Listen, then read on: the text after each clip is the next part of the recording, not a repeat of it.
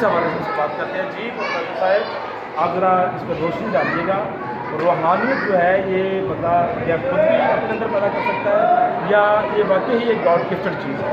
جی اصل میں سر جہاں تک روحانیت کا تعلق ہے، روحانیت بیسیکلی ایک گاڈ گفٹڈ چیز ہے اور یہ سیلف ایفرٹ سے حاصل ہے، سیلف ایفرٹ سے اس کو پالش کیا جا سکتا ہے۔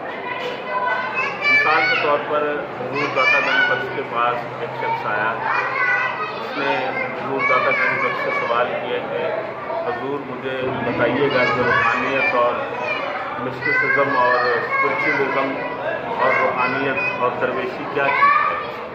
تو وہ شخص 40 دن تک اس انتظار میں رہا کہ حضور داتا گنج بخش کو جواب دیں، لیکن 40 دنوں کے بعد اس نے حضور داتا گنج بخش سے دوبارہ استفسار کیا کہ جناب میں نے آپ سے ایک سوال کیا تھا کہ روحانیت اور درویشی اور مسٹسزم اور اسپرچولیزم اور صوفیزم کیا چیز ہے؟ تو آپ نے کہا یار تم 40 دن تک یہاں رہے ہو، 40 دن تک اگر تم نے کوئی خلاف شرع مجھ میں بات دیکھی تو مجھے بتاؤ۔